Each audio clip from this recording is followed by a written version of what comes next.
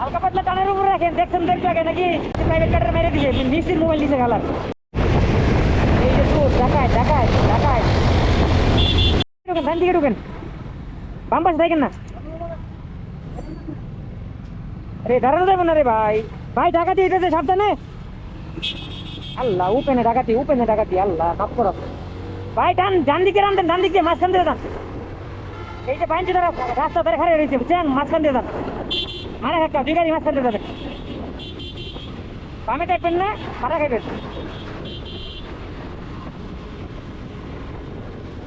হালকা পাতলা টানের উপরে রাখেন, দেখছেন দেখতে আগে নাকি প্রাইভেট কাটার মেরে দিয়ে মিস্ত্রির মোবাইল নিচে গালার।